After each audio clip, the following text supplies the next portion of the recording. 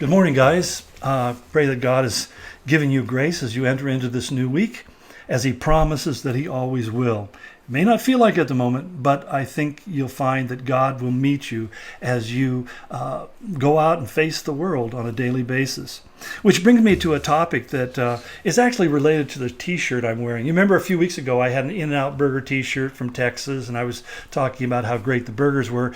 Well, an old friend of mine, actually, he was my roommate in boarding school and in high school, watched that and sent me this t-shirt, an In-N-Out t-shirt from California, so that I have completed my collection of In-N-Out t-shirts. And again, Lloyd, thank you. You're a good friend, and I love you, man. Having said that, I really wanted to kind of pivot off of that to talk about friendships, because it's one of those kind of things that we don't give a lot of thought to. But one of the things that God said in Genesis 2:18 is that it's not good for man to be alone, and therefore God created Eve to have that shared life together, that we call an intimate relationship, which isn't just physical intimacy as we think of it, but it's emotional intimacy, which in many ways is far more important and long-lasting in life. The excitement of sexual intimacy lasts for a short time, and it may be the bloom on the rose, but it's not the root, the stem, the branches, the leaves. The real heart of that is a shared life that bonds two people together. But what's really interesting is that now scientific research has begun to prove that what God said is absolutely true. In fact, the argument they're making now is that it's probably hardwired into our DNA, our very cell structure, in the same way that we naturally crave food or air or water. They say we also have an inner drive, a craving for meaningful, intimate relationships with other people. In fact, one study was done. It was a study of some 300,000 people, and I was fascinated by the conclusions that they came to. That they said it's not just a matter of us being better together, but basically, our strong connections give us the ability to cooperate, to trust, and communicate with each other. But they said that people who don't have those connections, it goes on to say, people without strong connections are far more likely to die prematurely than people with strong bonds. Strong relationships decrease the likelihood of premature death by 50%. And then they go on, it says, basically people who don't have intimate relationships, who are lonely, it's like they're smoking 15 packs of cigarette a day, which is pretty crazy. They go on to say there's a whole slew of other health concerns: heart disease, high blood pressure, smoke, dementia, depression, anxiety. It says loneliness has also been connected to poor sleep, immune system problems, reckless decision making. In other words, it's one of the most serious issues that we face on a day-to-day basis. So in an age where we always talk about, eating right and watching our weight and exercising and taking care of ourselves, what's missing in all of that is a conversation about, do you have any friendships? In fact, a lot of other studies have found that when people are in loving, supportive communities and have loving families around them, that they have a much lower incidence of things like heart disease and cancer. And part of that is that much of the stress that goes with daily living has a way of being shared amongst others who love and to care for us. And so I think that's one of the things that frightens most people today as we go through this whole COVID-19 experience, where suddenly we find ourselves shut off from relationships. It's not surprising that a lot of people are struggling, especially with this issue of loneliness. I mean, I became aware of that after a month or so into this whole thing, where I was getting so many emails and other messages from people talking about how difficult it was. I think particularly people who are in the later ages in life, where their children have gone, maybe a spouse has passed away, and there just wasn't anybody that they could spend time with and have that affirmation that basically you're alive. This is why solitary confinement in prison is such a cruel punishment, because many people have said they would rather be tortured than to be put into that kind of environment once again. Well, we find that loneliness is an epidemic. The former Surgeon General said it was a epidemic that was raging through America and was causing all sorts of health issues. Because what they have found is that at least 1/3 of the population is suffering from acute loneliness. And that's particularly higher when you get into the higher levels of age or later times in life. And so the question is, how do we address that? What steps can we take to really get us through those kind of lonely times? And it's interesting because what Proverbs 18:24 says, at least in the King James Version, it says, a man who has friends must show himself friendly. In order to have friends, you have to show yourself friendly.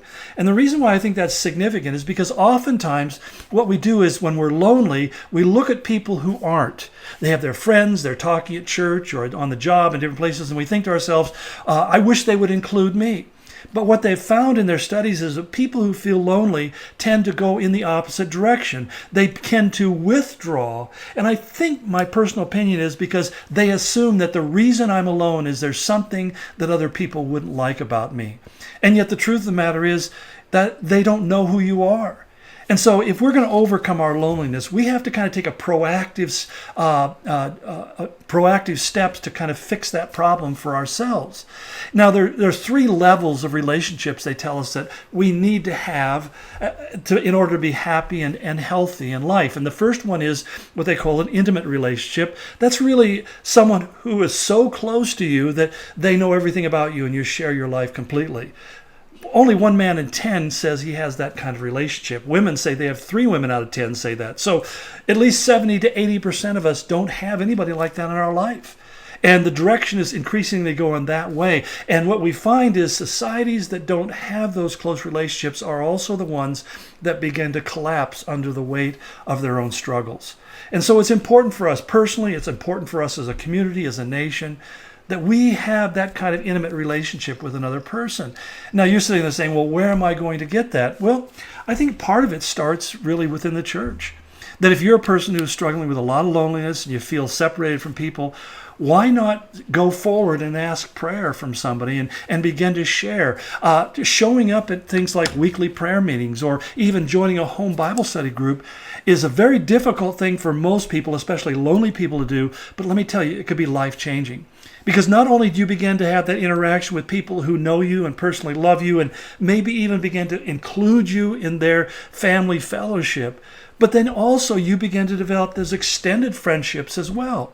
That you can't really be close with more than 1 or 2 or 3 different people, but we also need to have that bigger circle of people so that when we show up at church and we look around the room, we see people that we know and we wave to each other and say hi and just share our love with each other.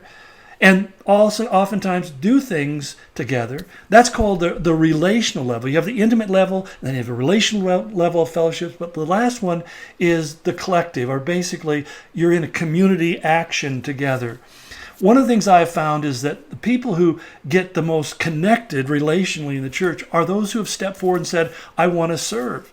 Everything from being an usher or a greeter to working in the kitchen and the coffee shop or even serving in children's ministry. Suddenly when you're working with a group of people and you're working for the same objective, you develop a sense of community that you feel a part of and becomes a tremendous bond. And I've seen Christians who, for various reasons, break that community relationship and go off on their own because they're angry or offended. And it really sets them up for a season of loneliness and struggle. So I just want to say that God's plan, as he says in Psalms 68:6, that God puts the lonely in families. And we're designed for that kind of relationship. And so if you don't have those kind of relationships, can I encourage you to just take those first steps, even if it's just going up to a prayer counselor on a Sunday morning and saying, could you pray for me because I'm really, really lonely, and maybe you can encourage me on how I can develop those kind of meaningful relationships. Well, this is kind of a short summary of a very complex topic, I know that, but I just wanted to begin to get your brain moving in this direction, that as you go through this week, you'll make an extra effort to try to be friendly to people you encounter, to say hi to people in the store and to smile at people and just say kind things to coworkers and other people that you're around so that you can begin to show yourself friendly. And what you'll find is that people reciprocate. Most people around you are lonely, just like you. So don't be one who pulls back, but be rather one who reaches out. Well, I've taken a little longer than I usually do, but this is such an important topic, and I hope you'll take the time to listen to it.